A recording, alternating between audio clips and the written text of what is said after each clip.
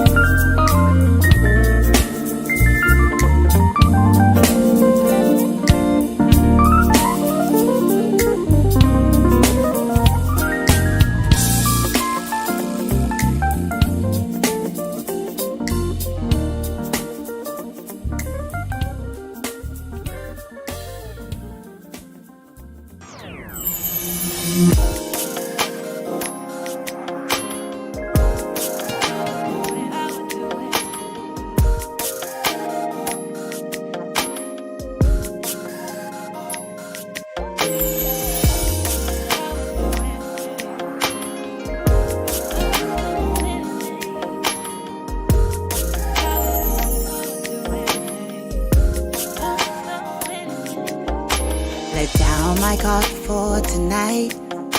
It's one of those nights where you've been all my life. You smell so good and you're dressed up nice. You know I'm so hooked. You got me shook, baby. You drive me crazy. You want me to chase you in the fast lane so I can get next to you. Through stormy weather and rain, You remain in my brain. To be with you, I'll do anything. I'm into you. I'm in love with you. I'm into you. I'm in love with you. I'll do anything. I'm into you. I'm in love with you. I'll do anything for you. 'Cause I'm in love with you. I'll do anything. I'm risky when I'm with you. Love taking chances with you.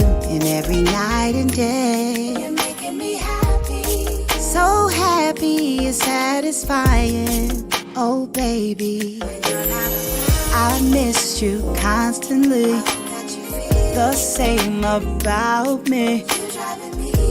Oh, so crazy, but in a good way. And for you, I will do anything.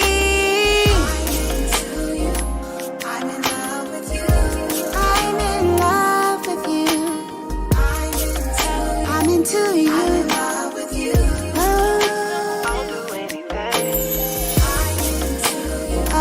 I'm in love with you. I'll do anything. 'Cause I'm in love with you. I'll do anything. I'm into you.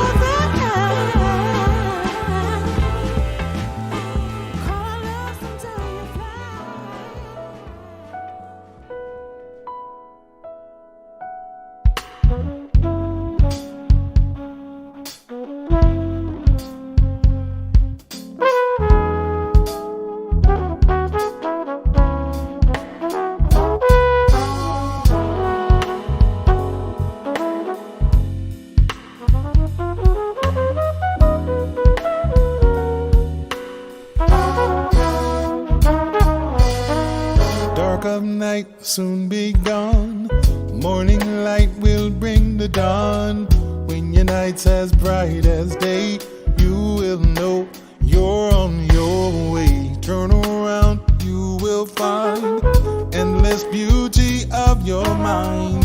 Plant the seed and watch it grow. Now is the time to let your troubles go. Let it go, let it go, let it go. Let it wash away. Like the river flows, gonna let it go. Let it wash over you. Let it go, let it go, let it go, let it go. Let it wash away. Like the river flows, gonna let it go. Let your troubles wash away.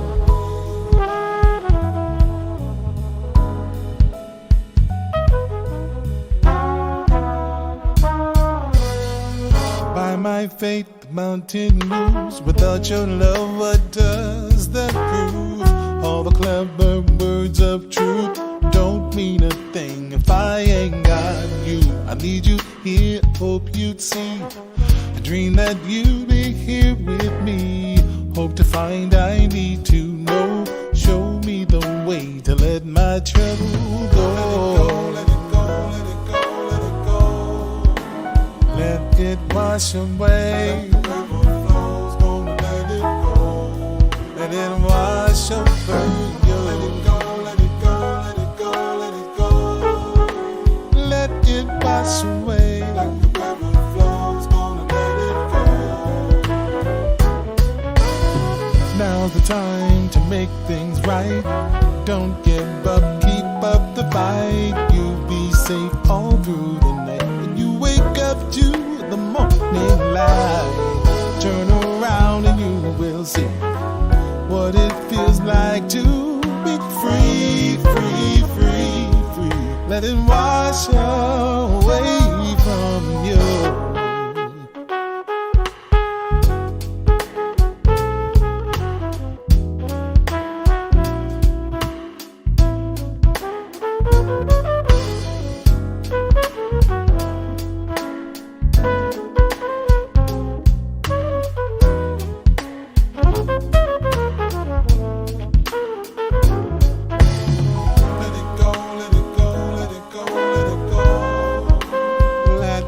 Wash away. Like the river flows, gonna let it go. Let it wash over you. Let it go, let it go, let it go, let it go. Let this wash away. Like the river flows, gonna let it go.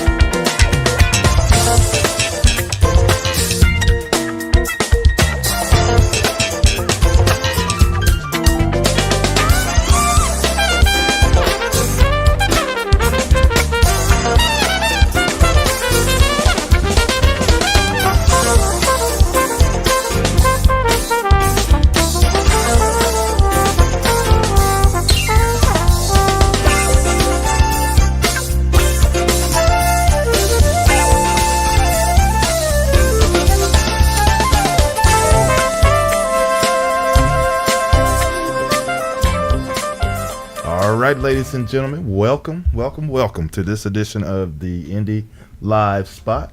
And man, we are so happy and pleased to be here today because we have a great guest. As you can see, we have Mr. Bill McGee in the house. Welcome. Welcome, Bill. Welcome. Yes, and then of course we do. We actually have a guest host today. Mr. CTK is in the house. Welcome, CTK. I'm glad you can be here to sit in for Joyce today. It's a pleasure to be here to sit in for that great saxophone player.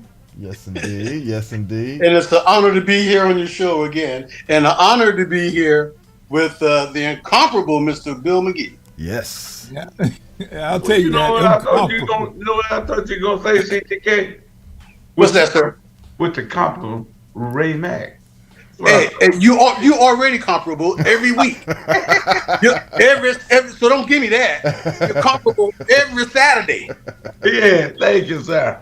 Whether you're in Africa, Timbuktu, or whatever.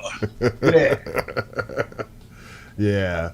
Well, Bill, so welcome to the show, man. Mm-hmm. Thank you, man. Thank you. We're so happy to have you. And we were gonna have Christian DeSonis on today, but he's not feeling too good today. So shout out to him. Y'all say a prayer for that gentleman because love you, Christian. Love you, man. Yeah, he had a kind of rough week this week. So, but again, Bill, thank you for being here, and what a wonderful project this. Tree of Life project. We just actually came off. I was playing the actual first track on it, the one that Christian was actually part of as well. Yes. You might want to tell us a little bit about the project and all, and of course that track too. That was wonderful. I like that track because it kind of gave me a feel of. You remember Shaft? You know, when that kind of groove. You know what I mean? I kind of felt a little bit. It's actually from that same era. Yeah. That track was released 1972-73, and I tell people right now, we'll be honoring Donald Byrd later on this year, hopefully. And nice. We'll be honoring Donald Byrd with that track later on this year. And can I say something about that? Yeah. Kevin Tooney and I were having dinner at this restaurant. And we're talking, and he says, do you know trumpet player? You might not know him. He's from Virginia. His name is Bill McGee. I said, yeah. We're Facebook friends. I know Mr. McGee. Yeah. He says, he says, it's Donald Byrd's anniversary thing coming up, and we're going to be redoing this song. He said, Najee's on it, Tom Brown, Bill, Christian. I said, oh, really? I said, that's interesting. Mm-hmm. I go home that day. The next day, I'm talking to Chris. Chris says, hey, man, I'm doing this Donald Byrd. I said, wait. I said, is it going to be Tom Brown, Bill McGee, and Najee? He says, yeah. Wow. I said, well, I was having Kevin Tony last night. We were discussing that. So, but anyways, I just wanted to bring that out. But I thought it was totally cool. They said, yeah, have you ever heard of this? Yeah. See, you ever heard of this dude, man? So I was cracking up. I said, of course, yes. Well, you know, in talking to Kevin Tony, he didn't realize that he and I had met back in 74, when Donald Byrd came to Virginia State to play. Of course, I got a chance to hang out with Donald Byrd, and he allowed me to play his horn and all that stuff, right? Wow. And but what I was just trying to tell, I was telling Gary and I was telling everybody else that a lot of people don't realize that Donald Byrd is one of the fathers of smooth jazz. Mm-hmm. Amen. Yes. So, when I was telling Sandy Shore the other day, I was saying, you know, Ramsey Lewis and Donald Byrd and George Benson were, when you think of like the 60s, and Ramsey Lewis was doing In Crowd, Ray Mack back there with me on. He was doing the In Crowd, Hang On Sloopy. and all, Yeah. you know, all that stuff, man. Like And, you see Ray Mac dancing. yeah, Oh yeah. yeah, I mean, back in the day, and then of course George Benson came out with Breezing, I think in 74, Breezing. 75. Yeah. Right. But Larry Mizell, it's an interesting story. Kevin Tony gave me Larry Mizell's contact information. While Really? I was first talking to Cindy Mizell. So then you can put all that together, CDK, because of that picture behind you. Cindy and I go back years too, right? So I was talking to Cindy Mizell. Now, a lot of people may not know this, man. Cindy is probably the #1 background singer in history, because she sang background for everybody you can imagine, from Whitney Houston to Mick Jagger to, I mean, just everybody. Well, Cindy, I was telling her that I was trying to get in touch with Larry, and Kevin Tony gave me his thing. Larry Mizell and Fonz Mizell. Larry produced the Donald Byrd Blackbird album in 1972. And from that Blackbird album came Flight Time and the tune Blackbird. Well, the Blackbirds with Kevin Tony's group are named because of that. Because That's where they got their name from. Right. And that group formed in 1973, which is 50 years ago. So Kevin and the Blackbirds are celebrating their 50th anniversary. My group from Virginia State is also celebrating our 50th anniversary, the group Trussell. So I decided, because I've always appreciated Donald Byrd, not only because of his playing as a trumpet player, because Freddie Hubbard, Lee Morgan, Donald Byrd were it. They When were, I was, yeah. you know, They were it and for me, Miles, yeah. and Miles and Diz, Freddie, Donald, you know, those were like, all you had to do is give their first name, and everybody who played, you know who we're talking about. Yes. Exactly. So Donald Byrd is near and dear to me because he was such a sharer or educator. You know what I'm saying? And that's what a lot of cats in this business don't realize, man. By me, my grandmother told me I was a natural born teacher. And I got 5 generations of teachers in my family. And Wow. I just naturally enjoy sharing knowledge with people. And that's what I liked about Donald Byrd. That Donald Byrd wasn't like them cats, some of them other cats, man, that would, you know, silo themselves away. And he would got in them colleges. He went to Howard, and he tried to turn these brothers on with how to make it in the music business. A lot of people don't know Donald Byrd was also a lawyer. That's right. He was a pilot, Yep. 2 master's degrees, and a doctorate. Wow. I didn't know that. either. Right? Oh, it's tough. I ain't gonna. Donald Byrd was a bad dude. He was a bad He dude. ain't lying. Yes, You know, it Donald was. Byrd was a bad dude. So Flight Time is celebrating Donald Byrd.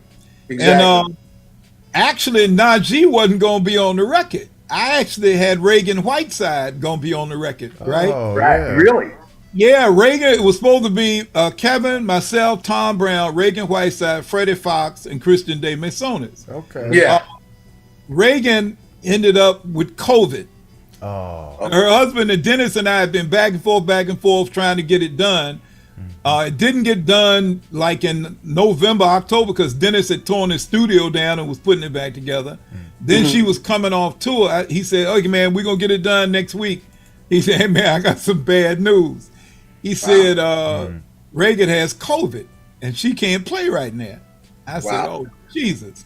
So a friend of mine, and this ties back into that picture you got behind you, a friend of mine named Clarence Oliver. Clarence Oliver is probably one of the best known drummers. A lot of people don't know him well named, but he played with a whole lot of folk over the years, man. Clarence says he's got 5 groups that he recorded with that are in a Rock and Roll Hall of Fame, including Etta James, Chuck Jackson. He just got a whole lot. Well, Clarence was the drummer for the Moments, for Ray Goodman and Brown. And he also was a good friend with Najee. Ray Goodman and Brown's band backed Najee up when he went on tour with them. Okay. He didn't really have a band at the time, so when Najee was booked to tour with Ray Goodman and Brown, Clarence and the rhythm section backed him up. Okay, so Clarence, I called Clarence up. I said, Clarence, I need a flute player for this track.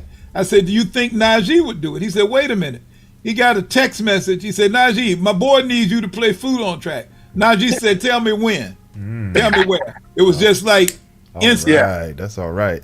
It was instant. So, yeah, Najee got on there. And Tom Brown, of course, is my stick man from way back. And Tom and I have been friends for a few, real kind of close. I nominated Tom for a couple of Grammys because for the last 15 years, I've been a Grammy voting member. On the board, yeah. And if you're a voting member, you can nominate people for their songs. And so I made sure that Tom got nominated because too many times, like what Ray was saying, too many times acts that were deserving of Grammy nominations never even got anywhere close to it. Yeah. Exactly. So Freddie Fox is playing guitar. He did a hell of a job on all the guitar parts. That's another tie into what you were doing, CDK. And then because of Evelyn Champagne King and Ray was asking about Evelyn, and then Christian De Masonis did bass, and young brother here in Richmond, man, did a hell of a job on drums, named Ty Only. Ty is known. we went back and forth with some issues on miking the drums, right? But Ty won a Grammy because he's the drummer, the drummer that's playing in Beyonce's video where she used the marching band. Oh Yeah. Ty is the dude who was doing the snare drum in that video. Oh wow. Okay. Yeah. So yeah, he's a tough dude. That's pretty cool. Well, Bill, you are a piece of walking history. I have been a huge fan of yours for many, many years. Even before Cantaloupe Island, even before you did that. All right, thank you. Believe me. I stole a couple of your lyrics just to let you know. Yeah, I appreciate it. I borrowed a few things.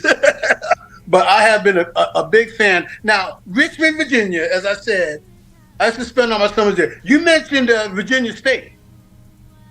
Across the street from Virginia State, back in the 60s, I don't know if it's still there, there was a Texaco gas station.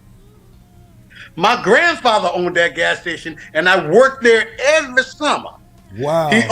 He also owned a restaurant there and the cleaners there. Yeah, now, right. I don't know if you remember Were they right around the corner?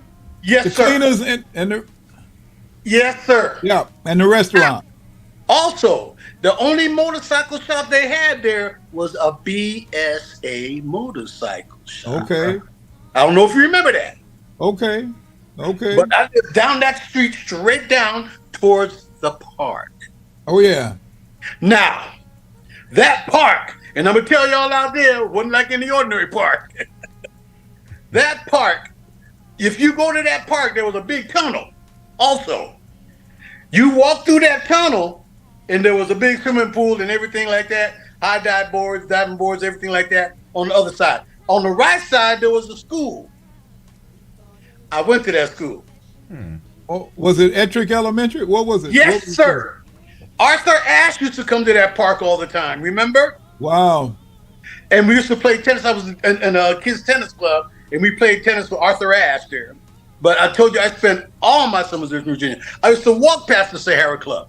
I remember acts coming in there like James. That was one of the staples on the Chitlin circuit. Well, you know what it was? It was a converted bowling alley.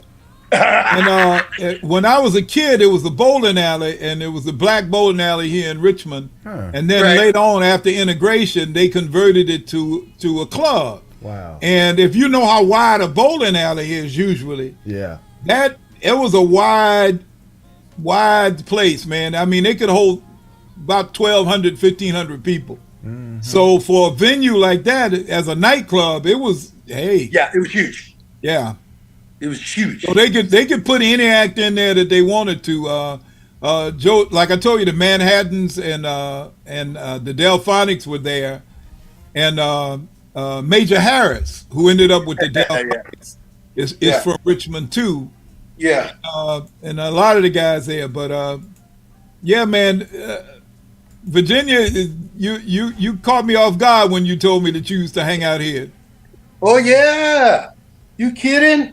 Oh man, I had the best summers I had in my life. It was a tradition every summer, and we stayed with my grandfather and my grandmother there. They had a huge house, huge. You know the big houses they had. Yeah, yeah. And, Where were they, in Richmond or in Ettrick? in Richmond. Okay, in Richmond. Okay. In Richmond. Like I Okay. said, go straight down. If you stood on the side of where the BSA motorcycle shop is, straight down that crookedy, up and down weird sidewalks Right. that would meet like this. It was just weird sidewalks. Right. And straight into the park. And like I said, the school was on the right, and there was a tunnel on the left. You go to the other side of the park. All right, right. I know what you're talking about, and I know where the pool is. So that's north side, and that's the area, like you said. What I gave you the wrong name, the elementary, but that was where I think it was Norrell Elementary. I think that's where Norrell was. But that's where, like you said, Arthur Ashe used to play tennis all the time. Yeah. Oh yeah. Oh, yeah. That was his a huge park. Yeah. I had never seen so many people. And it's still hooked up there. Basketball court, all that stuff is still there. It was still there. Still there. Wow, that was a long time. When I was a kid, it seemed like a long time. But what was cool about that place is when you got to the swimming pool, people used to wait in line to get on the diving board. Oh, yeah. And then if you did a good dive, everybody would clap. Yeah. I was the one that got up to the top and changed my mind and had to go back down. I was the one. You think that's bad? I was the one. We hadn't been there in a while, and I got in line to get on the diving board, and my brother was like, "Oh, that's my brother. Watch him. That's my brother." Right. I used to do gainers and all that. I go on a high dive, man. I'm rusty as hell. I lift one foot, jump up to get some air. I take off, and I did the biggest belly flop you could ever imagine. And I hit the water in in slow motion. Check it out. I kind of crawled back like this to the edge, right? To the edge. Like that was looking at me like the brother, right? He's looking at me like, yeah. Are you okay? As in slow motion, right? You can just feel it. Yeah. But it's funny because the brother was like, "Oh, that's my brother. Watch him." Right. Yeah. But yeah, fond memories, a great place. That's why I was living there where all the good music came out. Cowboys, Girls. Who was that? The Intruders? Pardon? The Intruders, Cowboys, the Girls. Yeah, that was a song in the park. Grapevine with Marvin Gaye. They played music in the park. That part rocked, Ray. Man, that place rock. But anyways, back to the legendary Bill, man. It's a pleasure to see you and meet you, sir. Well, you know, I'd heard about you a couple of times too, man. More than a couple of times, especially from Christian de Masonas and other friends of mine who had mentioned you. Says, man, you gotta hook up with my man. He's out there. Are you in California, right? Yeah, I'm in San Diego. Yeah. Yeah. He told me you were saying. You know, San Diego's my favorite city in the whole world, man. I gotta come and sleep in your guest room or something because please. Man, you're more than welcome. I appreciate it. That's one of the best cities. The weather out there, man. Whew. Hasn't been too good lately. It's been doom. Well, I guess climate change is doing what it's doing to everybody. But Gary, I don't know if you've spent any time out in San Diego, man. But at the right time of the year, there's no more perfect weather than San Diego. My wife and I. Go ahead, CD. Yes, I was saying it's on and popping, and Gary, you up there? Even Ray. Yeah. Ray, I got snacks for you, bro. I got family right there in San Diego and San Francisco. My cousin is John Handy. Oh yeah. Get out of here, John Hanley. Yes, Handy. I met that brother. Yeah. I met that brother. I got family right there. As a matter of fact, I'm starting to see resemblance. I'm serious. I'm not trying to be funny. I'm very serious. Very serious. But Bill, I hope one day I get to do something with you. Okay, my brother. We'll make that happen, man. You know, we'll make it happen. I see people in the chat room. I see Henry Nixon. He says, "Right on. What's up, Kevin? Mr. Gilhurst, how you doing, sir?" Yeah. I see John Smith. Colleen. Just say hi to everybody there. Absolutely. But yeah, this is awesome, man. You guys got some history there in Virginia, then. Yeah, man. I used to walk past that Sahara Club all the time, man. I'll tell you. Yeah, all the time. And Sadly, You it's couldn't not see a there shot. anymore. Hey, look, it's not there anymore. It's a Dollar General now or something. A lot of lot of memories in that club, though, man. I bet. I totally bet. Yeah. Yeah. Well, But you're looking well, Bill, and you're sounding even better, man. Thank you, friend. Thank you. And people got to realize that you pioneered and you are guilty. I accuse you of the charge of putting funk in hip hop. Who doesn't remember this? We can't hear that in the background. I think your mic is cutting it out. We can't hear it. Yeah, I think Gary CDK thinks we can hear that. But, we can't hear it. We couldn't hear it, CTK. I don't know why. I don't know why. Don't make me turn it up. What was it? What was you playing there? That was Grandmaster Flash and the Furious 5 with the song Freedom. Yeah. Freedom, anybody remembers that horn part?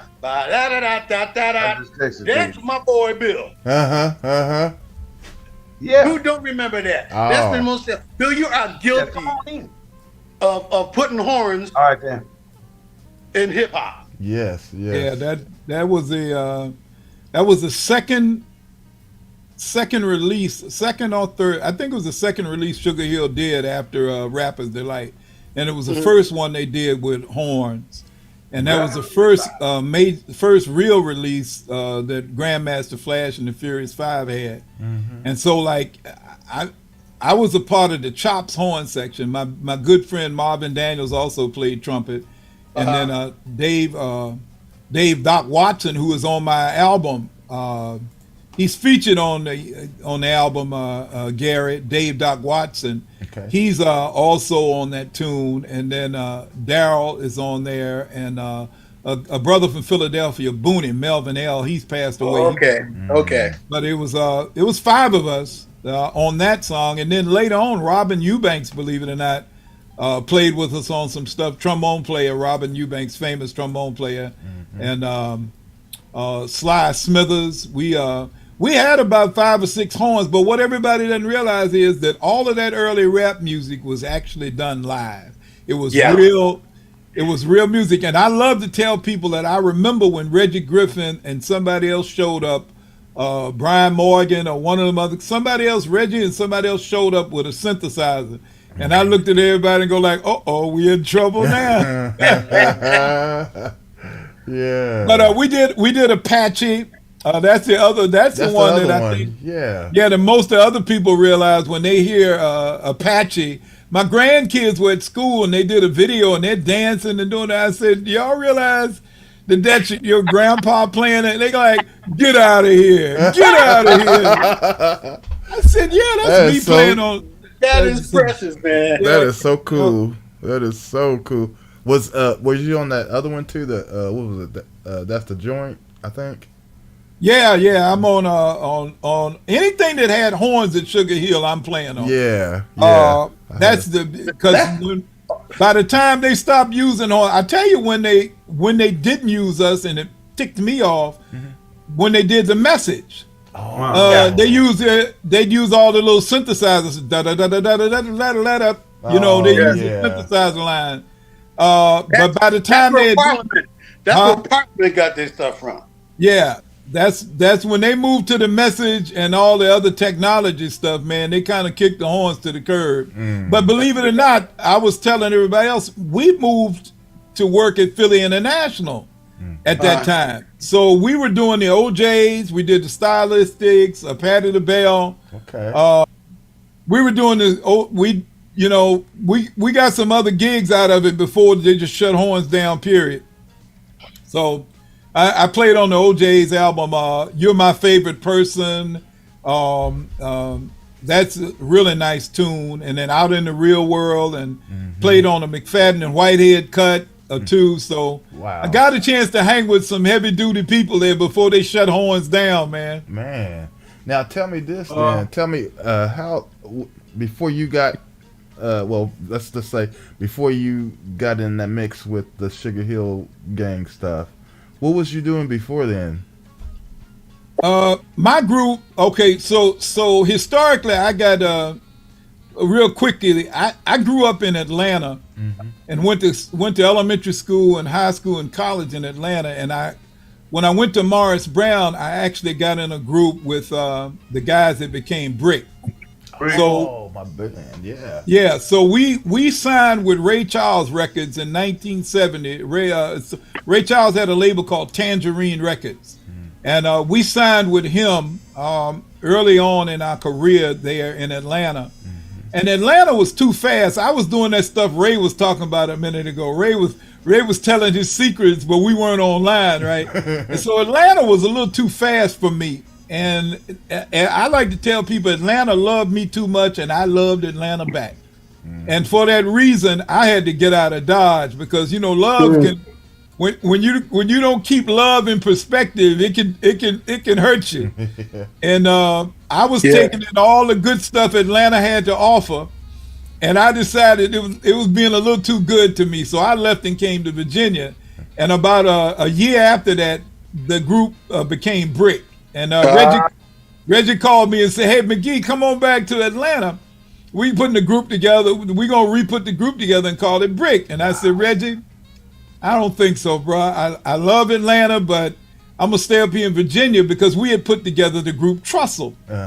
Well, Trussell, we ended up, our little claim to fame was in 1977. That same guy, Marvin Daniels, I was telling you about, CTK.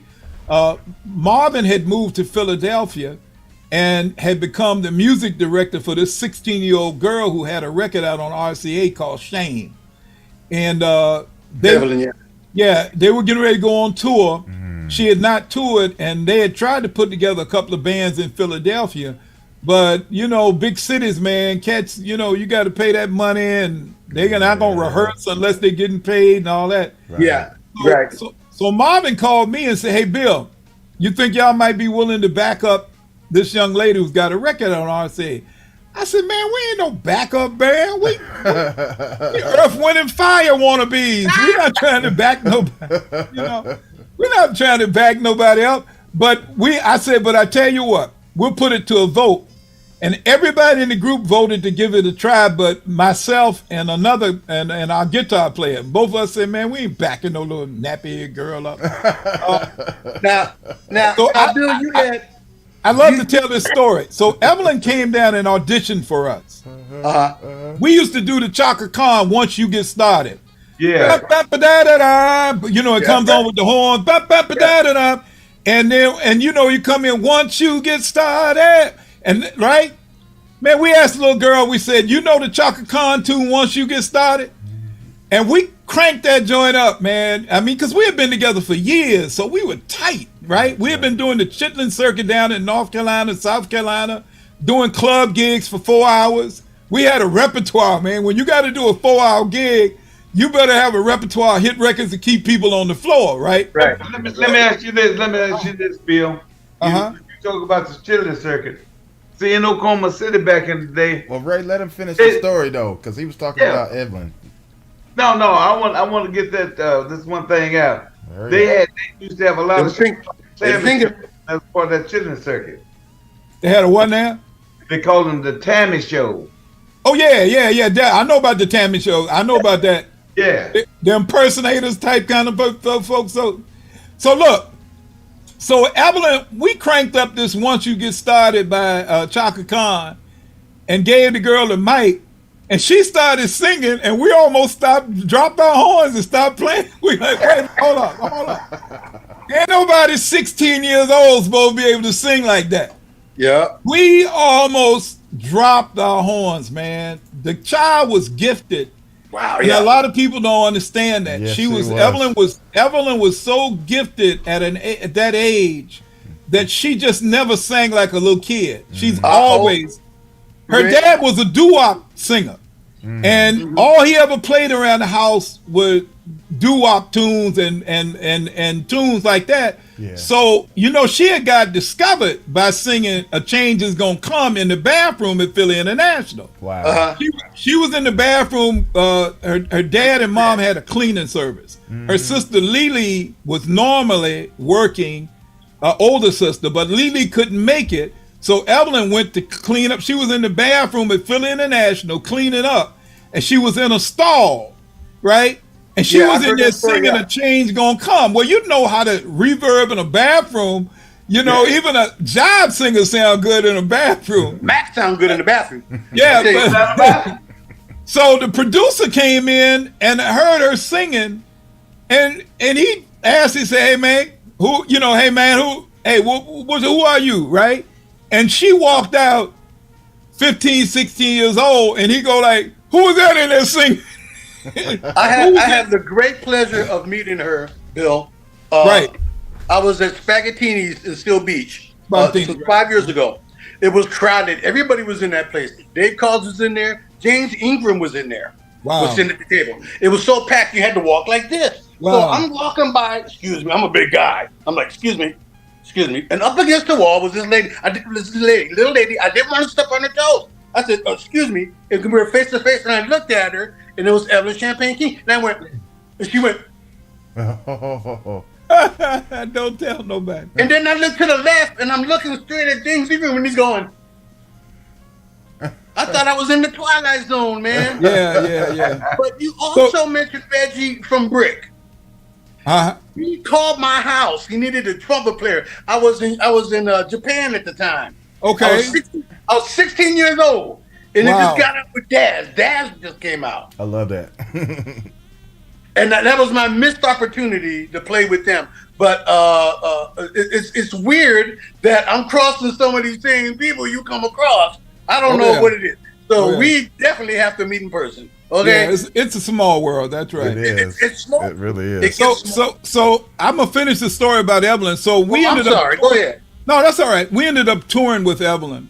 We ended up being her first touring band, and man, like some of the gigs that we were able to do with her were like classic, phenomenal gigs. Man, we toured with Parliament.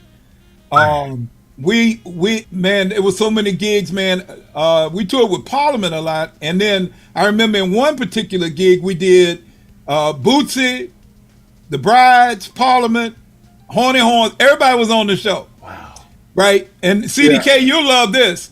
At the end of the set, all the horns came out.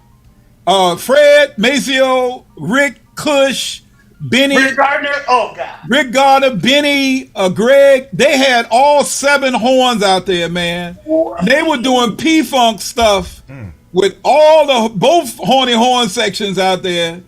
And all the band, it was like 25 people on stage. Oh, my God. And to be standing on the sideline hearing all of Parliament play, the Brides were there. Wow. Paulette was there. Bootsy was on stage. Jerome Braley was playing drums. Oh my goodness. Your boy was also there, the other drummer that we know that's still hanging out there right now. Scott Chambers. I mean, just everybody, man. And then we, like I was telling Ray and them, we toured out in Oklahoma, and it was Lakeside, Confunction, Instant Funk, Sister Sledge, Evelyn Champagne King. So we did some really good tours together when we were with Evelyn. And we ended up getting signed to Elektra Records. And Fred Wesley was our producer. And my group Trussell, we had a hit that was kind of big called Love Injection. And Love Injection, 1979, and was like, let me just tell you this quick story. And then I'll move on, Gary. No, go ahead. Yes. Look, we're going to play. Now, this is after we left Evelyn. We got our own hit out on Elektra. Fred Wesley produced it.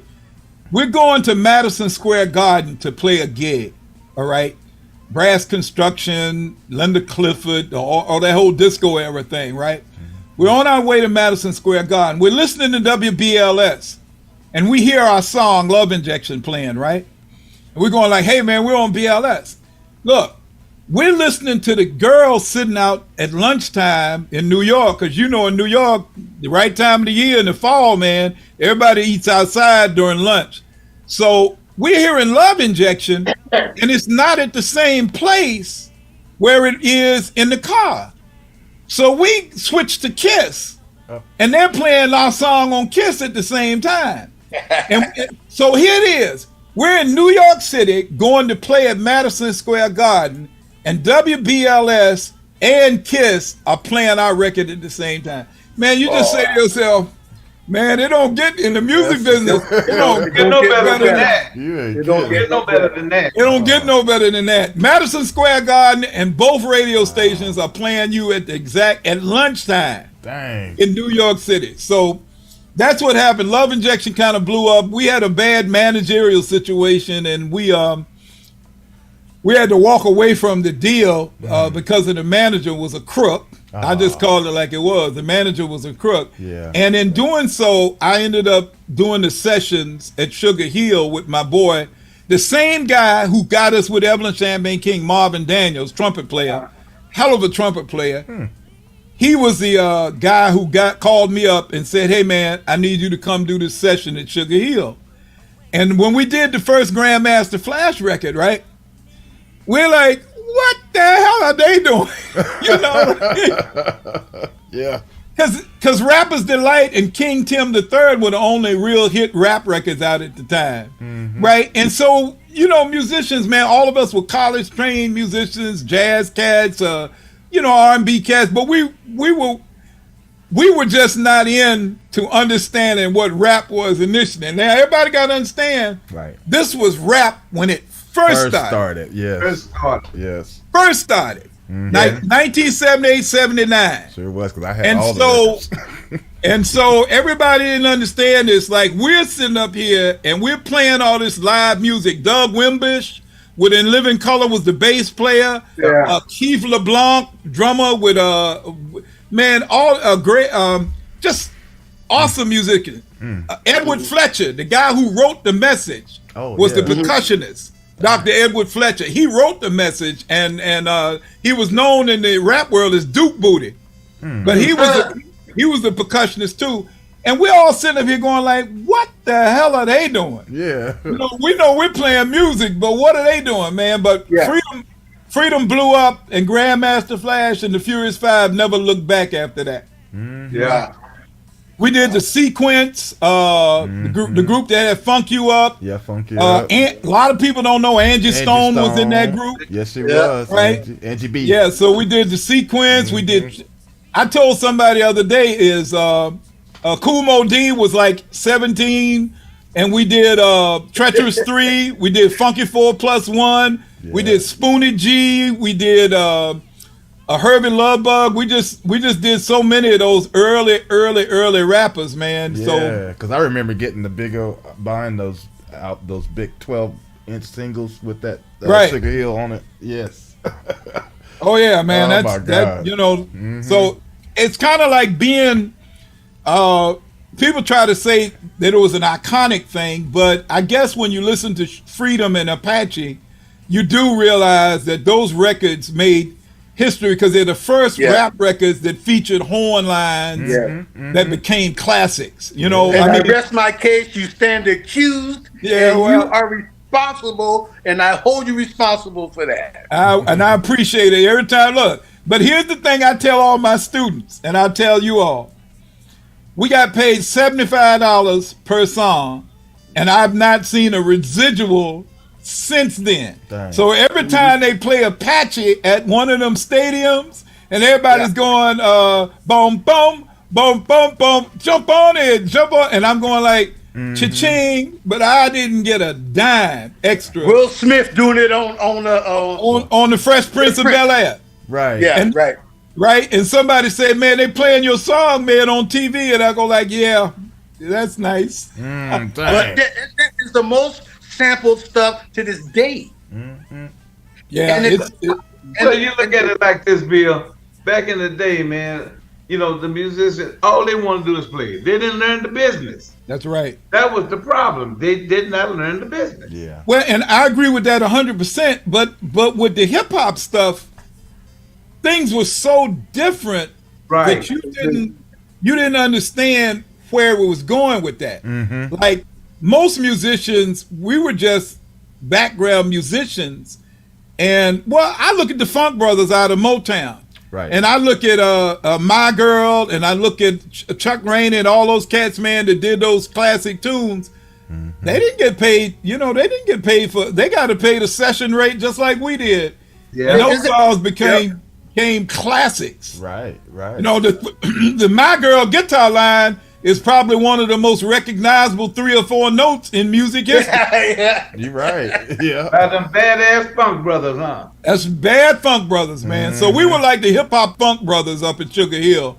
We were like the group that was doing just making things did. I tell you a real quick story is when we were doing the Philadelphia International stuff, and I love telling this story to people because it was crazy for me. My friend Marvin Daniels was an arranger too, and he had done a couple of string arrangements for the OJs, but he missed one. And they told him they wanted to go ahead and record that song because Don Ronaldo and all the strings were there. So he asked me, because he knew I was an arranger, he said, go in and see if you can write out a part. So real quick, so we can do some string, at least get something down on the strings on this tune. So I was in one of the little rooms writing. In comes McFadden with Walter and Eddie Levert, right? Yeah. And they're standing behind me, and Walter and Eddie asked McFadden, he says, like, man, who are these cats, right? He said, man, those cats up there that's doing all that rap stuff. He said, man, look, he said, these are the hottest cats in the country right now. He said, now this is what he's telling Eddie Levert and Walter and them. So then they turned to me and I said, well, let me show you what I'm doing with this tune. I said, you know how the strings are on Jesus is Love. I said, this tune is like that. The tune was called Love Is All Right. I said, I'm doing a similar thing. I'm playing this and I'm doing this and the strings are going to come in here. He said, oh, man, I like that. That's nice. That's cool. I said, we're going to do that. And they said, hey, man, we're cool. So Walter Williams, McFadden and Whitehead and Eddie Levert walked in and said, hey, we're good. I said to myself, oh, man, you can't, you know, if you're in the music business, you can't ask for much better than that. Yeah, you know what I'm saying? You know you in the big, well, I tell people, you know you in the big leagues when you in there with Eddie Levert and Walter and McFadden and Whitehead. At that time when they were so big and Ain't No Stopping Us Now was what was classic. And you working with the same people. Oh my God. I said, you know, so I just figured I was just a very blessed brother. That's all the way I see it. Yeah. Now I see your friend Fred Wesley in the room. And he said he had the opportunity to produce Kumo D. Oh, yeah. You see Fred in there? Mr. Fred Wesley. Well, Fred produced our album, of course, also. Right. And I wrote a song that was on Fred's House Party album called Are You Guilty? And so Fred and I have worked together for years. And Fred is featured on the tune Show Is Funky on this album. Yeah. On this album. So give Fred my regards because he's one of my mentors and one of my friends, and I just consider Fred family. I love Fred Wesley, man. What's that song? Ba ba ba ba da ba da ba ba. Bow. Ba ba da ba da ba da da da. Fred, that was my favorite. I can't remember the name of it right now. But that was one of my favorite funky cuts. I'll give you another quick story since Fred, hopefully Fred is listening. Fred wrote a book called Hit Me, Fred. In the book, Hit Me, Fred, he talks about his work with Trussell and how we were the first group that he produced that had a big hit record. All right. And he mentioned the breakup with the management. He mentioned my name. He said, well, these cats, man, he said, Bill is from Atlanta. He had been in the music business before, you know, with the brick thing and all that. And these cats weren't street cats. They knew the music business. They weren't going to let somebody just screw over them, right? So I get a call on the phone, man. And the dude go like, hey, Mr. McGee, what's up? What's up? I said, it's cool. He said, man, I didn't know you knew Fred Wesley, man. He said, I didn't know you knew Fred Wesley. Do you know who it was calling me? D'Angelo. D'Angelo was a former student. I mentored D'Angelo when he was 12 to 18 years old. And he, of course, loved Fred Wesley and the funk thing. I mean, that was just it. Wow. He was reading Fred's book and saw my name and freaked out. He was like, hey, man, that's my man. Yeah. He said, I didn't even know you knew Fred Wesley. Wow. I said, well, you ain't supposed to know everything I know. Okay. By the way, that Fred Wesley song I was talking about was called Foreplay.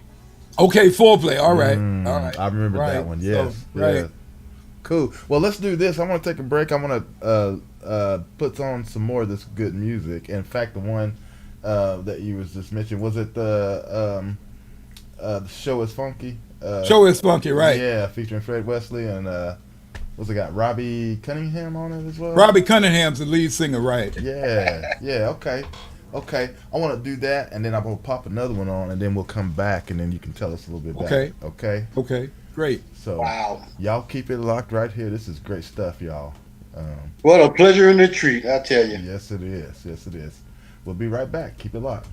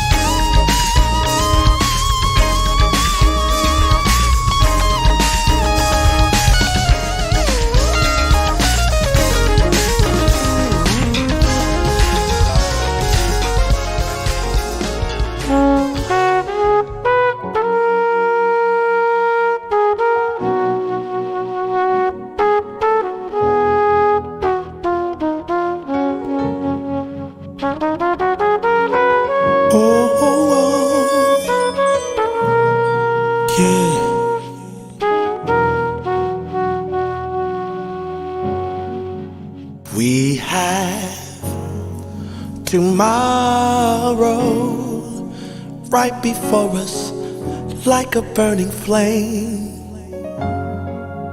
Yesterday night and today's sundown is almost gone. Life is so unpredictable. It changes with every season. Even on your coldest night, or your coldest winter, yeah, it happens for the best of reasons. Although it feels so eternal, like all you do is freeze. I know, I promise, spring is coming, and with it, brand new leaves.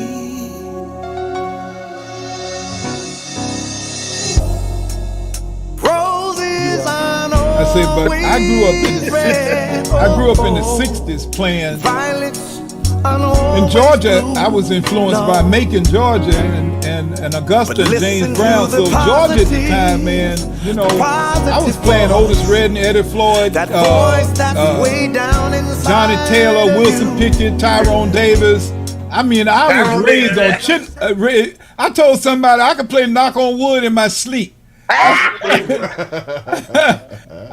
said, if somebody called Knock on Wood right now and I was sleeping, I could start playing the part. You know what I'm saying? It's like Mustang Sally. Yes, sir. Anything the Memphis Horns did on Stax at the time, right? Right. Any of the Otis Redding stuff, you know, I'm going like, man, Tyrone Davis, come on, man. Turn back the hand, Johnny Taylor. Yeah. Remember, Kurt, young cats out there doing that to Southern Soul Blues like L.G. Edgar, Sir Charles, and people. Man, I'm talking about they are hitting this circuit hard down here. Yeah. They really are. Yeah. Oh yeah, they hitting it hard, man. I know LJ was doing this stuff all during the pandemic. Right. Man, that Negro has not stopped. That's good, man. They're killing it on the East Coast too. Yeah, they are. And they're getting big money from what I understand. Man, They get paid. Yeah. They get paid. I'm trying to get paid. That's right. You know, when I think of Southern Soul, I always think of Clarence Carter and Bobby Womack. Because Clarence Carter and Bobby Womack could get raunchy on stage. I heard Clarence Carter. I heard Bobby Womack call his background singer B on stage. I'm going like, oh, come on, man. I mean, you know, they can get, and Clarence Carter used to always tell them off-color jokes. You know, their female counterparts were just as nasty. and Millie Jackson too. I was gonna say her. Wow. Really? Everybody, look, Millie Jackson should be called the queen of Southern Soul. She is. That's what she's called. Yeah, but she was, boy. Millie was calling it like it was 30, 40 years ago. Yeah, we're back on air too, by the way. Yeah. Awesome. We are really? Yeah. Get it going. But man, like I said, these cats, man, look here. They're hitting it hard, boy. Well, it's good. I'm glad that something live music is so important, man, to the culture.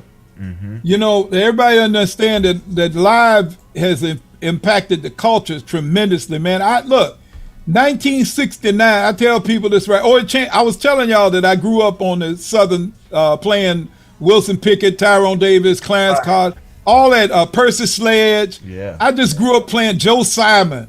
I grew up playing all that R&B stuff. But and I played with a couple of groups when I was right out of high school that did that stuff.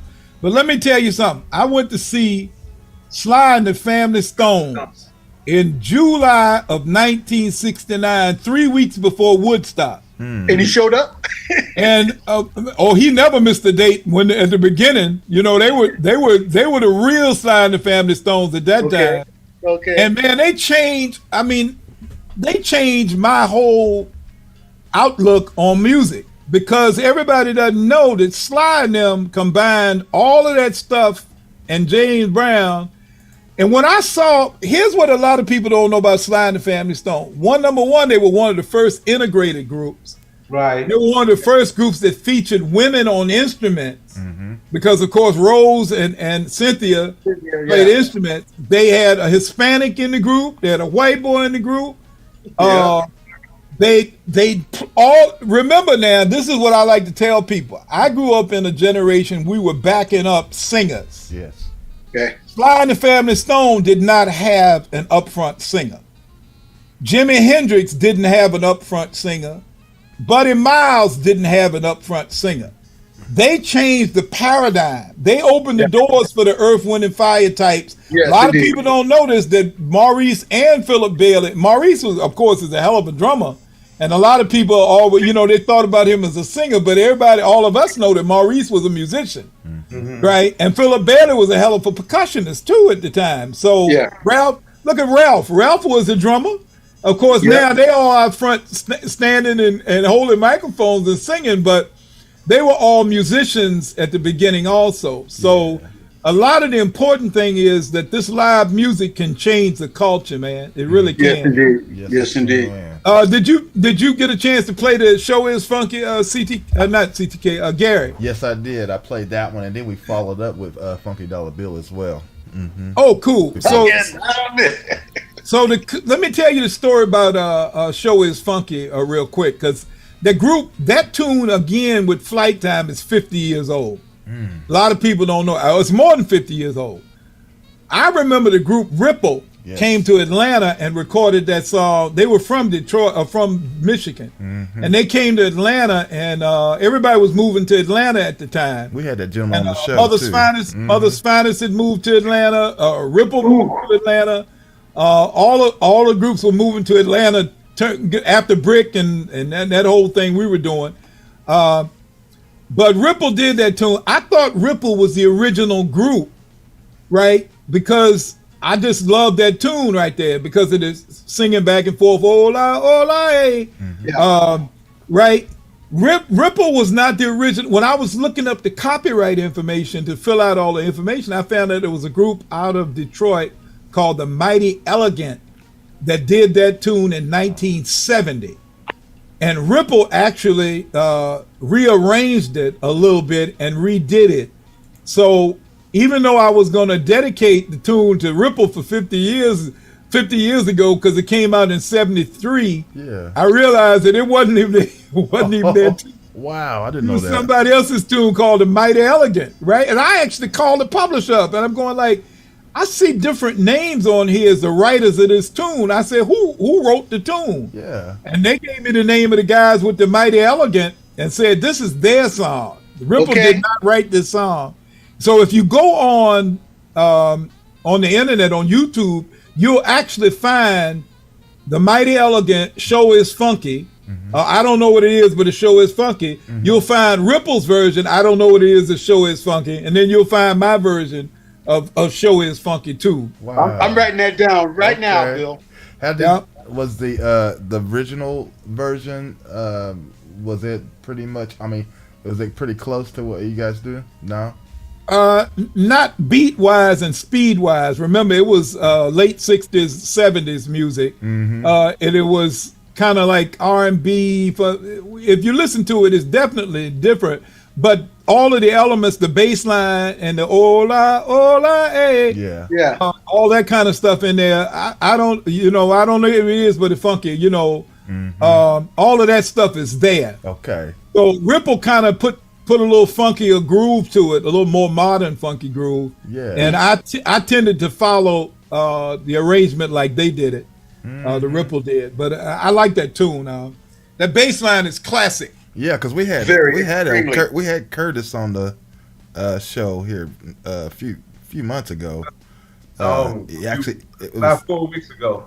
It was longer than.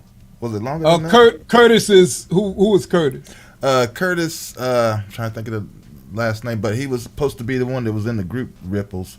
because he. Oh, in the group. Okay. Yeah, Okay. yeah, because he actually him and then let's see what is the one that does in Brit? Who was the one that played? Curtis. Was that Curtis that I said? Yeah. Did I say the wrong name? But anyway, it was it was one gentleman from Ripple, and then the other gentleman from Brick that came on together because they both Curtis and I want to say what was the other guy because they both are actually doing some performing now together. Okay. Was it Jimmy? Yes, Jimmy and Yeah, Curtis. Jimmy's the only one original member of Brick that's still performing per se. He's a multi-talented man. That cat, he sings, he plays saxophone, flute, trumpet, trombone. Yes. Jimmy is a hell of a musician, man. Yes. And he went to Savannah State. He didn't go to Morris Brown with us. Okay. He went to Savannah State, and Eddie Irons, the drummer, went to Clark. But all the rest of the guys went to Morris Brown, and we all started the group together out of Morris Brown. And then, like I said, after I came back here, they met Jimmy and Eddie, and that's how they ended up putting Brick together.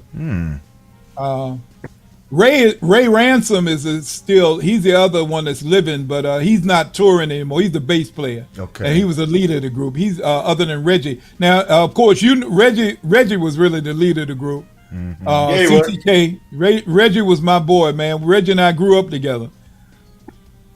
And ironically, Reggie was from Detroit. Really? Yeah, he's from Detroit. He moved to Atlanta in the mid '60s, but he came from Detroit to Atlanta. Nice, man. Well, because I remember I was in Japan, and I was talking to my mom, and my mom said, "There's a guy named Reggie on the phone." And he said he's looking for a trumpet player, and she didn't know Brick or any of these bands. What were you doing in Japan at 16 years old, man? Dude, I tell you what, I played 5 nights a week with guys that were like in their 30s and stuff. And as soon as I got out of high school, they gave me my papers due, and I caught a plane that same day to do a tour in Japan. Wow. With a funk group. Man, we had fur boots up to the knees. We was crazy. Yeah, I got you. But I was there. And my mom said, "Yeah, a guy from, he says he's from Brick. He's looking for a trumpet player." I said, "Mom, I'm here for the next 3 months." Wow.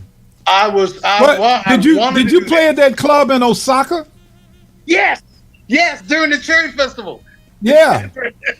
Yeah, it was a nice club in Osaka. I'll tell you a quick story. I used to produce a group here in Virginia, and they toured Japan. They toured all over the world, and they were in Japan for like a couple of months. Well, I ended up being with the tour manager for Climax, the all girls group, and I ended up being Climax's tour manager, and we ended up doing 2 weeks in Japan, and we were in Osaka. We did a date in Osaka, and I found out the group that I used to work with. I don't know how we found out this out with no email back in the day, but I found out that group that I used to produce was in Osaka at this black-owned nightclub, right? So I convinced the girls in Climax, "Hey, y'all, let's go hang out, tonight at this club in Osaka. It's a black guy owns the club, and they get down in there, right?" We walk up in the club. And when the band stops a song or takes a break, I walk up to the stage and I said, "You thought you got away from me, didn't you?" I said, "I'm here to get my money." And the guy's like freaked out because, you're going like, "Wait a minute. Right. What are you doing in Japan?" This one club, we lived above the club, actually. Oh, did you? Okay. Yes. And you mentioned Climax. You know Cheryl. Right. Yeah, we just had Cheryl 2 weeks ago. You had Cheryl Cooley on? That's my wife. That's one of my wife's good friends. Okay, yeah. Well, of course I know Cheryl, and Joyce Irby and I were good friends. I used to do Joyce's arrangements here in Virginia. All the demos that she did that got her the gig with Climax and everybody else. I did horns on those arrangements for her. Wow. And I actually flew out there to California when she came out to join the group. And eventually I eventually ended up being their tour manager later on in their career. We just had Cheryl on the show a couple weeks ago. Yeah, my wife and her still talk. I hope they can resolve whatever issues there are, man. It bothers me to see all of these groups. It does. It does. You know, Lakeside, Climax, going down the line with different groups. Yeah. I'll tell you, the Climax is like the same thing of when the Temptations was doing that Splinter thing. Yeah, yep. I hope they can resolve that because it makes you stronger when you're unified. A lot of people, whether you know that or not, like when the Temptations did get back together, man, that was classic. You know what I'm saying? When you had when you had Dennis and David Ruffin on the same stage, I'm going like, they don't get no better than this, bro. It's like having all them horns with people, like you said. That's right. All it's them like horns on the stage like when you unify and you come together, man, even though you have your own differences, it's a beautiful thing because your fans are the ones that benefit. Right. Yeah, that's right. All the egos aside, I love Lakeside, man. I love Confunction. Both of those groups, man, I just wish that they could get past some of the differences, and I just hope and pray that they could because Lakeside at one time, man, was like, man, we toured with Lakeside and Confunction. I'm gonna tell you a quick story, Gary. When we were with Evelyn Champagne King, and we were touring, and it was Lakeside, the Barcades. No, it was Confunction, the Barcades, Sister Sledge, Evelyn Champagne King. The Barcades were going to be headlining for the very first time in Memphis at Mid-South Stadium at the time. It was their very first time going to Memphis as a headliner. The Confunction was the act, the third act. It was like Sister Sledge and Evelyn would swap open. You know, we would either be one or Sister Sledge would be one. Because they both only had, seniority-wise, both of them had like maybe one or two hits. All right, so it wasn't no big deal as to who had the seniority. Right. So on this night, for the Memphis show, they said Sister Sledge would open, and Evelyn Champagne King would come on second, then Confunction would come on third, and then the Barcades would come on fourth. Okay. All right. Well, somewhere down the line, somebody said, nah, we're not going to have the Confunction coming on before us at home like that. Because Confunction had moved to Memphis too. So Memphis was their home also at the time. Oh, man. They had decided that they were not going to let Confunction come on before the Barcades in Memphis. And I understand why. Wow. Because Confunction could bring the heat, baby. Yes. He could crank the heat up. When they hit Fun, and they hit them other tunes, them hits that they had. Yep. Confunction want nobody to play with. I don't care who you were. Yes. So here's the deal. They switched us to third. Okay. Ooh. And I'll tell you right now, as an artist, if you ever want to be at the right place in a concert, you want to be third. You know why? You know why? Because they done worked out all the bugs with the sound and all the bugs with the lights. And by the time the third act comes on, it's good. Everything is perfect. Yes, yes. And when we came out, I used to introduce Evelyn, right? And when we came out on stage, man, and the stage was dark, and they hit me with that spotlight, and I could see that the Mid-South Coliseum was packed. Wow. Packed to everybody coming to see Barcades at home, and the sound was perfect, and I got to introduce Evelyn, and we only did our little 35-40 minute show. Perfect, best show, because at a certain time in the concert, everybody gone like, okay, I'm ready to go home. I don't want to get caught in traffic. I don't want to do that. At the beginning of the show, people out at the snack bar, they doing whatever. They haven't sat in their seats. Yeah. By the second act, things are starting. The sound is getting better. The lights are all on the right people. That night, I think it was 9 o'clock. I think at 9 o'clock, we hit that stage. And it was, to me, one of the best concerts that I had ever done in my life because everybody was there to see the Barcades. Confunction was tough, man. They were tough, but that night the Barcades, man. Wow. That night the Barcades put it on, boy. They put it on. Man. That was the real deal Barcades back then. Bill, you are absolutely right about coming third because there was a concert in San Diego. The Barcades, Confunction, Young Luther Vandross with Change Yes. playing, okay? Right. Cameo came on third and destroyed the stage with Shake Your Pants. That's right. Yeah. That's Funky right. came on and the bass player went bananas because everybody was still hollering. I mean, Cameo put on a Broadway show. Wow. Right. Wow. And destroyed the stage. Right. And people were screaming Cameo. And the bass player for Confunction was hot. I know it. Now listen, here's what's funny. I was fourth row. And sitting behind me was this girl kept kicking my chair because I was with this other girl. It was my future wife. Oh, oh, that's wild. Wow. But no, you're right. Third is the spot to be. And Cameo destroyed it. And then the Confunction played, then the Barcades played. But Cameo took all the air out of it then. Yeah, well, Cameo was a tight group, and they actually signaled a change. They signaled that change in the music industry. They actually took it to another level as far as some of the theatrics and the stage stuff. And they were really a transitional group. I give them a lot of. A lot of us argue about who was some of the top groups in the country, and somebody wanted to take Sly and the Family Stone out and put Cameo in, and I had to defend my ground on that, right? I said, man, look, you're too young to understand how game changer Sly and the Family Stone was. I said, and it was really the truth. They were like in their 50s, and they really missed the era of Sly and the Family Stone. So they really didn't know that Sly and them had changed the game like they did. I said, I respect Cameo all you want to, but they ain't Sly and the Family. Right. No, they're not. Right. No, they're not. You're right about that. I just hated Sly. Well, he just got start getting this problem, got all this royalty. But that man was in bad shape.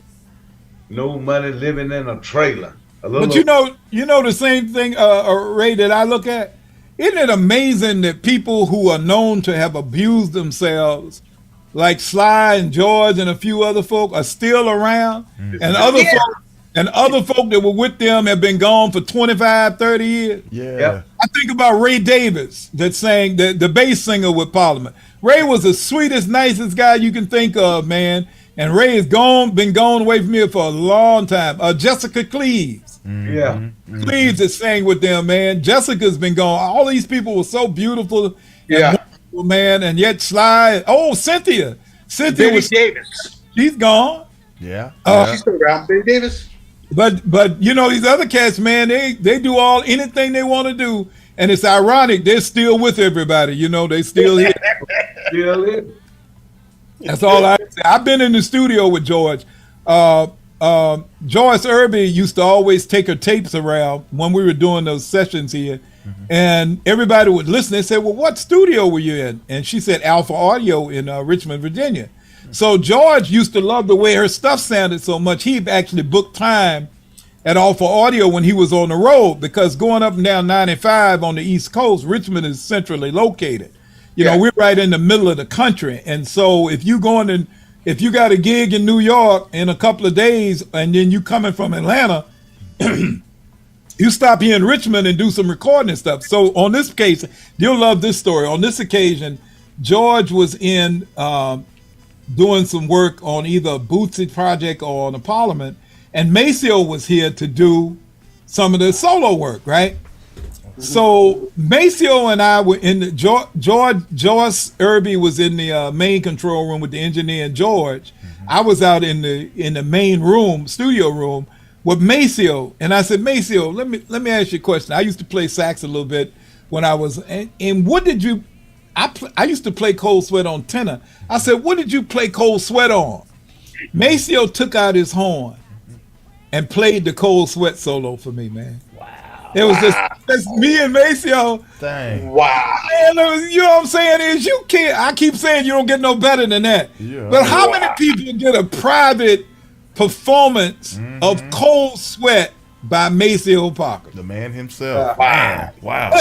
You talking about feeling like, I said, man, God is good. That's all I can say. Oh, yeah. That's incredible. It's a great moment. And since that time, even after that, I taught Maceo's son. I used to teach recording engineering at Elizabeth City State University, and Maceo's son was in my class.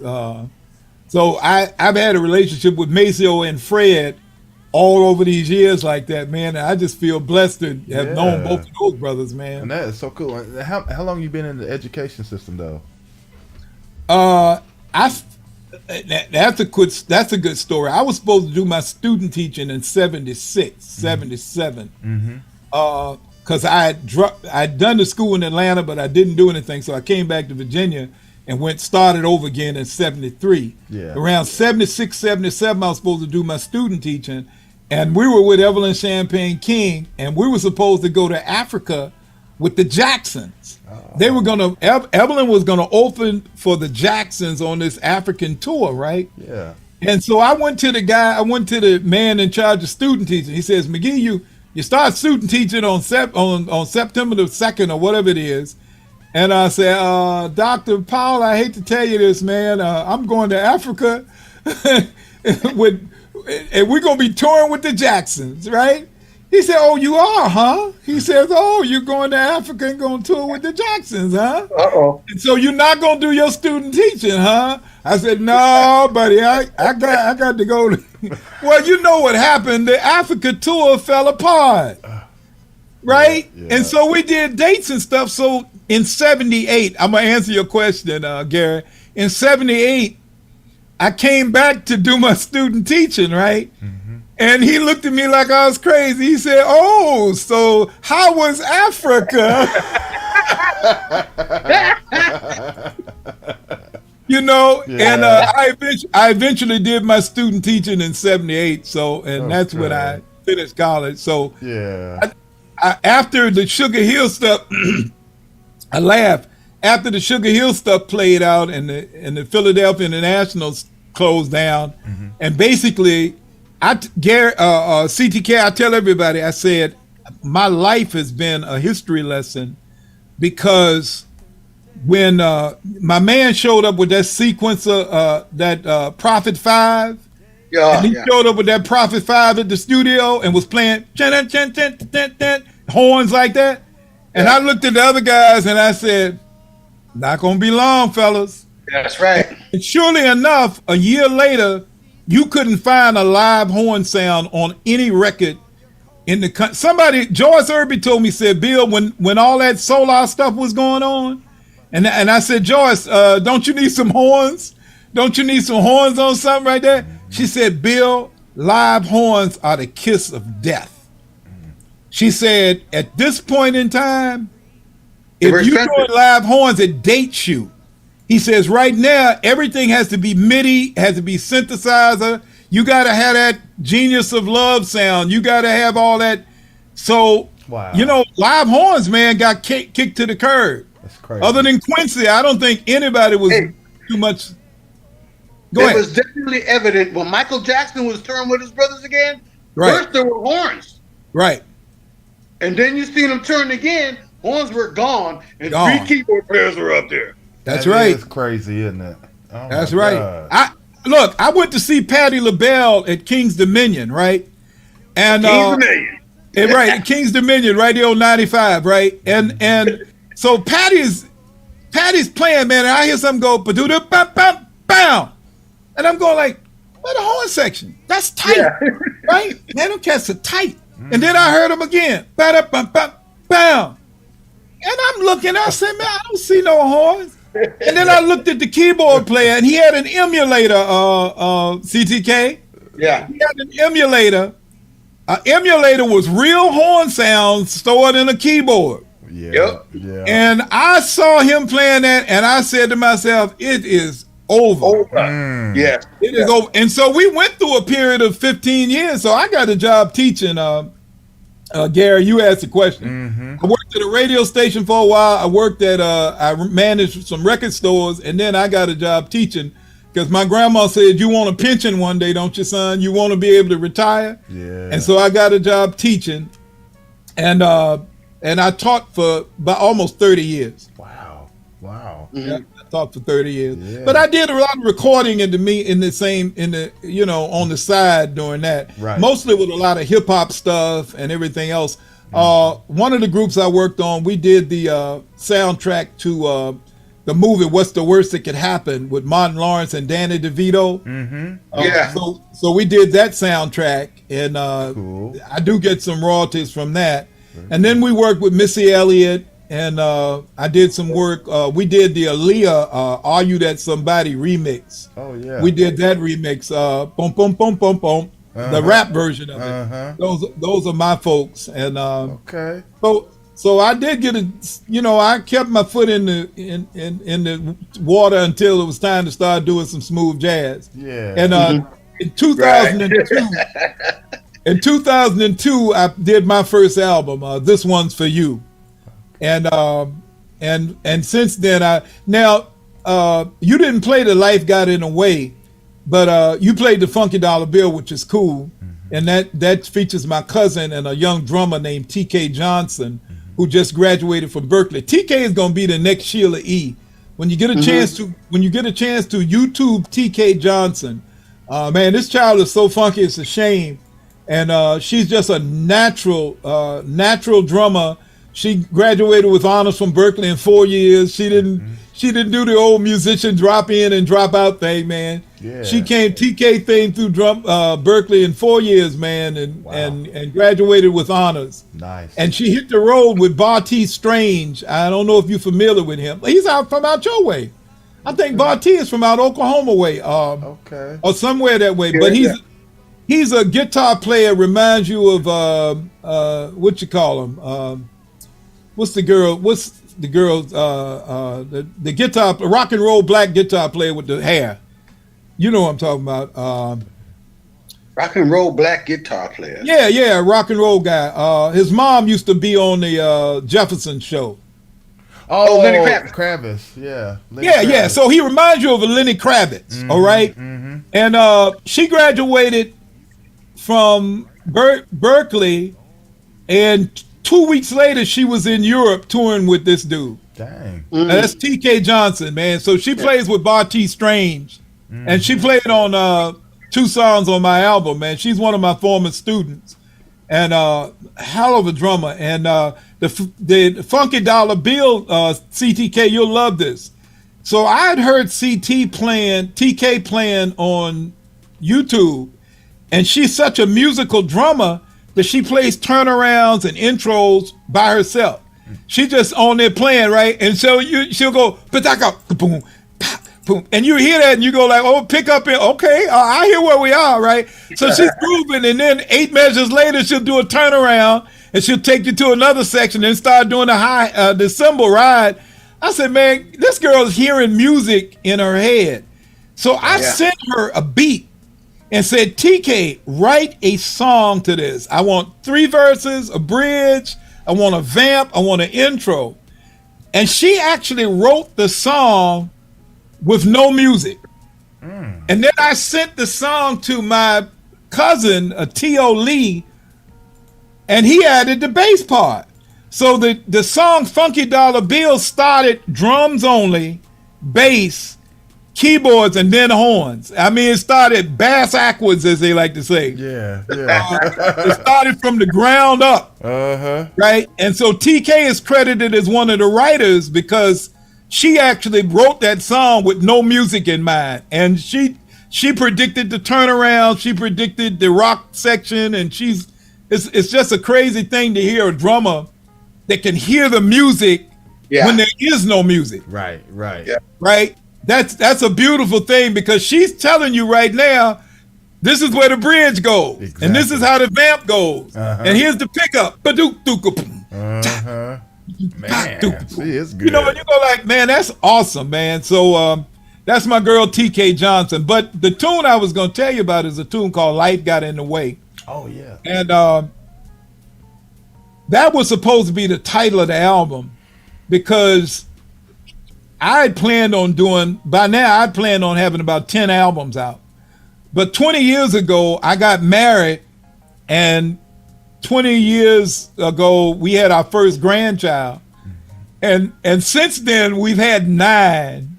and they've all almost lived with us. It's some, you know how grandchildren and their parents end up moving in with the parents for some period of time. Yeah. So I've had 9 grandkids. Look, I keep telling people I ain't had none of them, but I have 9 grandkids, and every time I think I'm going to do an album, we end up with another grandkid, baby around the house, everything else.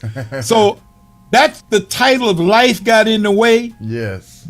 My third album, I think my second or third album was 2 years after I did 2 years in 2002. I did an album in 2004, an album in 2006. And then the next album didn't come out to 2012. Still Bill, I think, came out in 2012. Life got in the way. Yeah. You know, you got to deal with grandkids. You got to deal with family. You want to do certain things. So, Gary, you had asked me, this album took about a year to get done.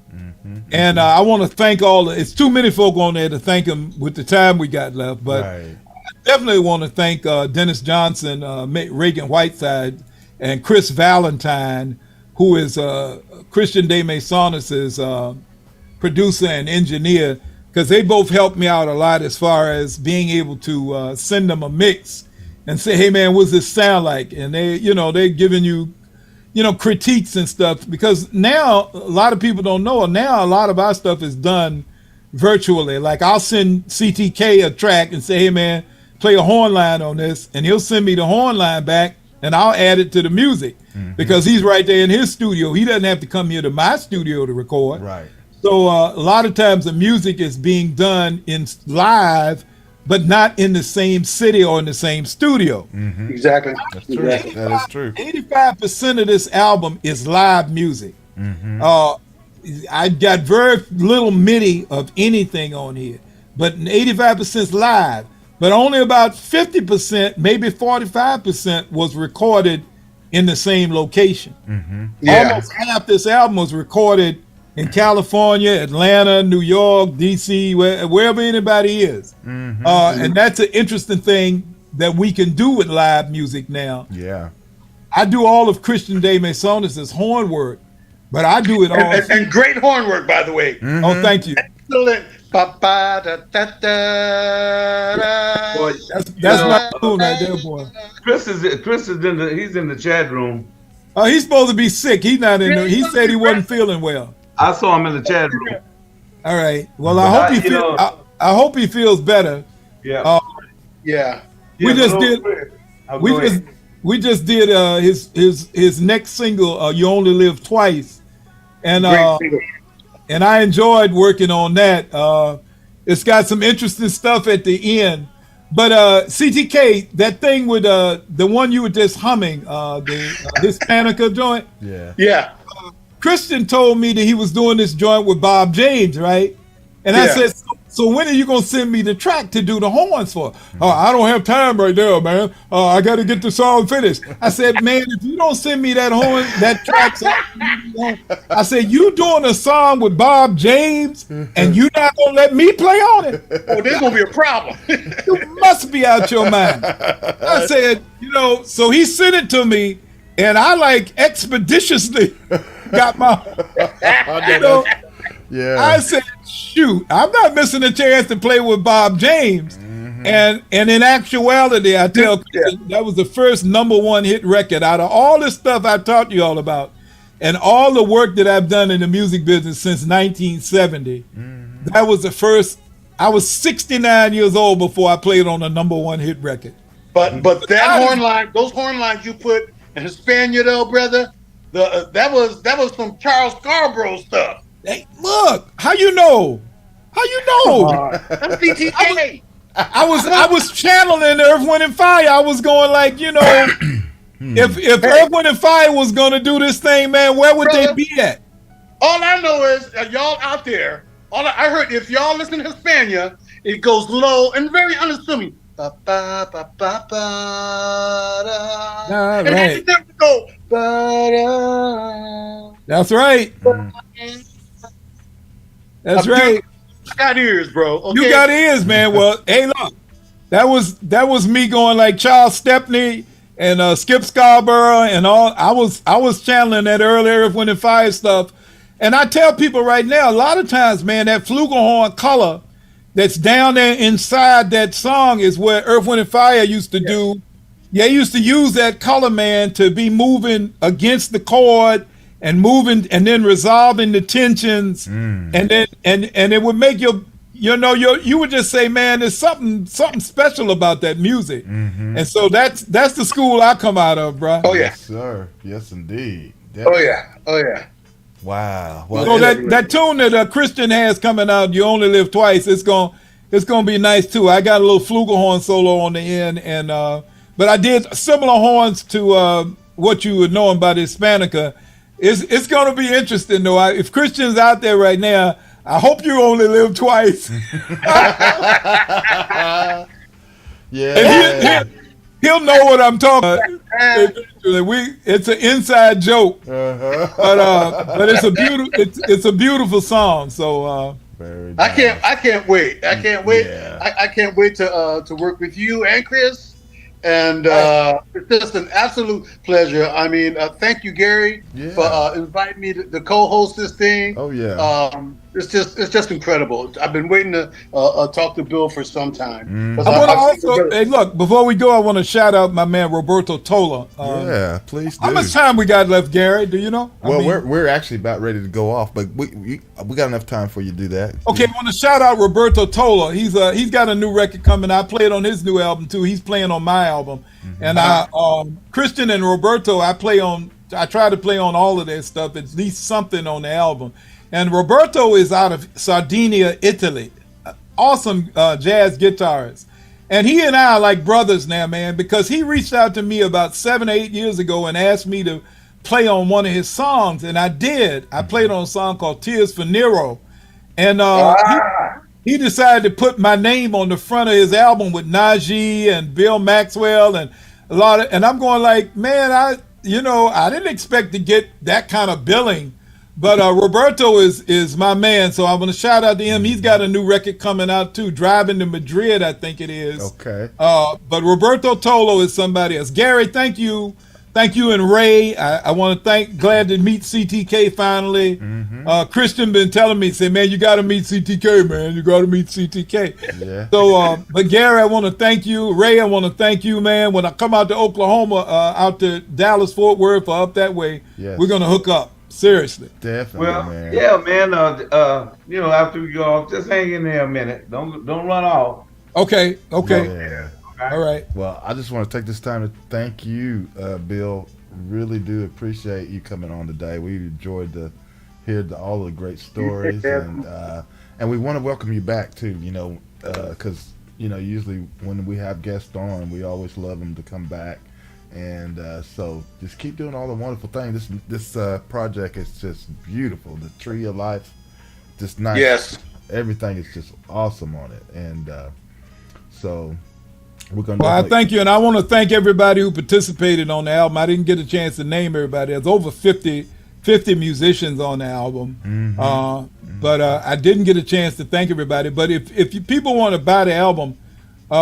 it does have a booklet inside with all the credits. That's one of the biggest problems that's going on right now is I was looking this morning for some of the credits I did. And with these digital releases now, man, there's no way to even know who's playing on the doggone record. I know. You're right. You're right. So I did a booklet that's included with the CD where I listed everybody. Yeah. So that they will have that credit for themselves, you know what I'm saying? To be able to show people, say, hey, man, I played on this album. Absolutely. Because if you depend on online services, you don't even know who produced the song the way the online stuff is. I know it, man. It ain't nothing like back in the day, though, boy. It's different. We used to read those album covers, didn't we? Yes, we did. Hell yeah. Yeah. Couldn't wait. Couldn't wait to read them. Couldn't wait to pull the album out to look at the liner notes to see who, to see who's on there and to see who man, that was one way you knew who was doing it in the music business. Absolutely. Well, man, it was a pleasure. It was definitely a pleasure having you on. And keep doing. Yeah, he popped off. I don't know. Maybe he thought we were just dropping off right quick. But I want to thank CTK too for coming in and sitting in for Joyce today. and everything. So again, Thank you, Gary, and best wishes on your show. I'll try to line up that. I know that you had mentioned about getting Evelyn. Maybe you can get Evelyn and Freddie Fox on. yeah, that would be awesome. Together. Yeah, That would be nice, Ray, right?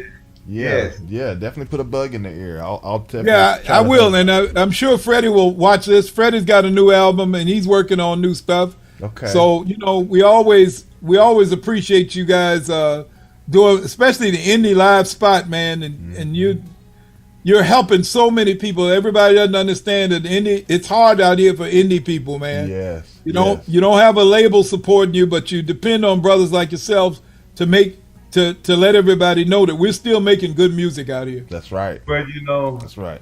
the end of live spot, since this thing been created, man, look at it. We had a lot of artists on the show and in the very beginning, and we seen they just start blossoming. Because we've been doing this thing 23 years. Wow, that's awesome. Yeah, and we've seen a lot of them just blossom. Right. All right. Yeah. Well, next week we are scheduled to have Miss Gail of Jazz and Pink. They'll be on next week, and so Gail Johnson, she's just a fantastic musician. They have a lot of. I'm trying to get TK Johnson a gig with them, man. I keep telling Gail. I keep sending her little messages and video clips. I say, Gail, look at TK Johnson, baby. Okay. So just let her know I will. TK's 21 years old, 22 years old, hell of a drummer. When I just advise anybody out there in the smooth jazz world, if you going on tour, yes, check out TK Johnson. She'll be a great asset to your tour. Well, I got it written down here, TK Johnson, and I'm gonna check it out too, and I'll definitely mention that. Okay. Yeah. Thank you again, Gary. Yeah, absolutely. All right. Well, let's stay in touch too. We got to. We will. That's for sure. no doubt. That's no doubt, man. No doubt. No doubt at all. Because you didn't get in the history of your family all in Oklahoma and different places. Oh yeah, that's crazy, Mike. It's crazy, isn't it? Yeah, but it's God is good, man. That's all I try to tell people. I've been truly blessed, and like I said, I got 9 grandkids. I got that little #1 hit with Christian De Masonis. I got my 5th album out, and I have no complaints, man. I just want more people to buy my album. Definitely. Oh, and one more thing before we drop off of here. Tell everybody where they can go to follow you. Yeah, it's 804jazz.com/music. You see on the screen 804jazz. It's 804jazz.com/music. And the CD has free shipping. I'll autograph every one of them. If anybody out there who hadn't bought the CD, if you buy it, I'll autograph it, send it out to you. The CD is really being used to help promote the album.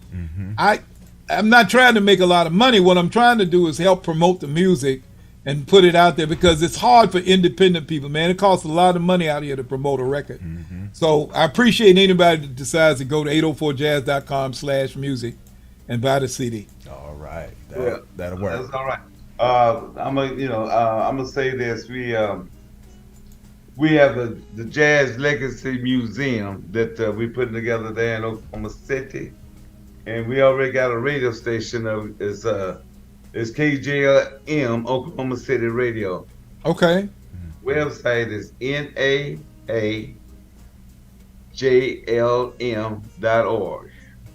And man, like I said, once we get everything, soon as the music director get everything that he wants, then we're gonna do the live interviews such as we're doing here, and we'd like to get you back on to that.